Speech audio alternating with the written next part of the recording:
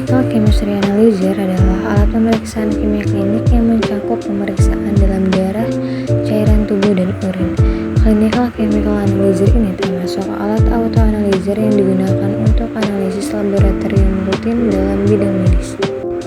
Sampel yang umum digunakan berupa cairan tubuh seperti serum dan plasma darah, urin, dan lain-lain. Prinsip kerja dari chemistry analyzer ini bekerja dengan cara melewatkan cahaya dengan panjang gelombang tertentu. Sampel yang digunakan akan ditaruh di dalam wadah bernama kuvet. Nantinya baru akan diproses menggunakan chemistry analyzer yang berdasarkan monokromatornya. Fungsi dari clinical analyzer yaitu untuk menganalisis komposisi kimia dari bahan-bahan klinis. Namun, terdapat keterbatasan, tidak semua sampel bisa diukur. Sampel yang paling utama yaitu darah, urin, komponen darah, serum dan plasma, dan cairan cerebrospinal. Berikut ini adalah bagian-bagian dari chemistry analyzer. Untuk yang pertama ada sample introduction system. Fungsi utama dari bagian ini adalah memperkenalkan sampel ke dalam sistem chemistry analyzer. Beberapa metode yang dapat digunakan dalam sample introduction system ini adalah injection, direct sampling, atau manual injection. Untuk yang kedua ada mixing chamber. Bagian ini berfungsi untuk mencampurkan sampel dengan reagen dan membentuk suatu larutan homogen. Ada beberapa jenis mixing chamber yang dapat digunakan seperti static mixer atau magnetic stirrer. Yang ketiga ada optical system. Optical system terdiri dari beberapa komponen seperti lampu, monokromator, dan detektor. Fungsi dari bagian ini adalah untuk mengukur cahaya yang dipancarkan oleh larutan sampel dan reagen. Dan untuk yang terakhir ada data processing system. Setelah data terkumpul, bagian ini bertugas untuk mengolah dan menganalisis data tersebut. Beberapa metode yang dapat digunakan dalam data processing system adalah spektroskopi, kromatografi, atau titrasi.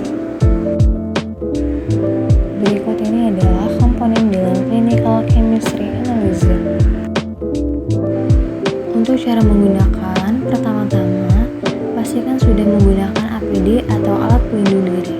Selanjutnya, tekan tombol on dan pastikan alat sudah terhubung dengan saklar listrik.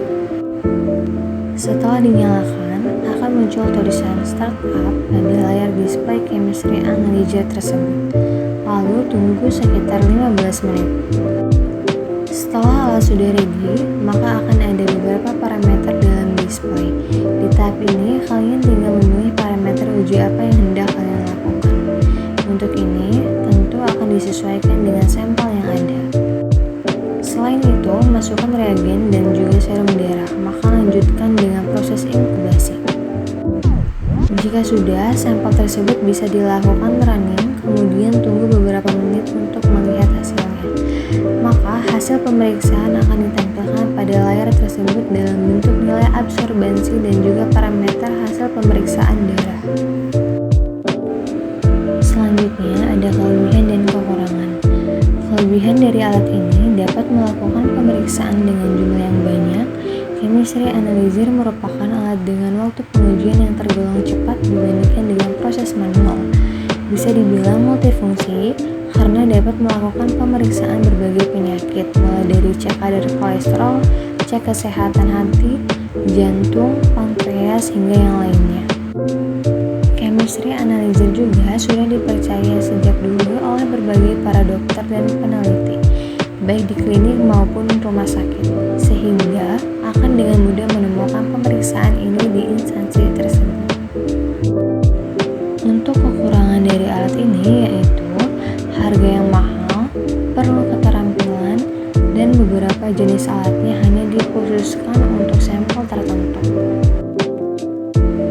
Selanjutnya, kita akan membahas mengenai blood gas analyzer. Blood gas analyzer merupakan alat yang digunakan untuk menentukan konsentrasi gas yang ada di dalam darah seperti karbon dioksida dan oksigen, mengukur pH dan mengukur elektrolit seperti potasium, natrium, zat zat kapur, serta klorida. Prinsip kerja dari alat ini, sampel gas yang diambil melalui probe akan masuk ke setiap sampel sel secara bergiliran, di mana sampel gas akan dibandingkan dengan standar gas melalui sistem pemancaran inframerah, di mana akan menghasilkan perbedaan panjang gelombang yang akan mengkonversi receiver menjadi sinyal analog. Fungsi dari alat ini yaitu untuk mengidentifikasi gangguan asam basa spesifik pada tingkat pemulihan yang telah terjadi. Meskipun biasanya pemeriksaan ini menggunakan spesimen dari daerah arteri. Jika sampel daerah arteri tidak dapat diperoleh suatu sampel, vena campuran dapat juga digunakan. Berikut ini adalah bagian-bagian dari blood gas analyzer. Untuk pengoperasian, pertama-tama nyalakan power on. Setiap pertama kali menghidupkan alat, lalu kalibrasi dengan cara tekan calibrate kemudian enter. Alat akan melakukan kalibrasi secara otomatis. Apabila ada sampel pemeriksaan, sebelum melakukan pemeriksaan, tekan status untuk mengetahui kondisi apakah pH, PCO2 dan PO2 kondisinya oke. Jika oke, sampel langsung. Apabila kondisinya unkalibrasi, lakukan kalibrasi yaitu tekan calibrate kemudian enter. Lalu, apabila alat sudah dalam kondisi ready for analisa, berarti alat sudah siap melakukan pemeriksaan. Tekan analyzer, selang penghisap sampel akan keluar secara otomatis, kemudian masukkan sampel bersamaan, tekan lagi analyzer sampai sampel terhisap secara otomatis, selang akan masuk sendiri. Selanjutnya, lakukan daftar isian seperti yang terlihat di layar monitor.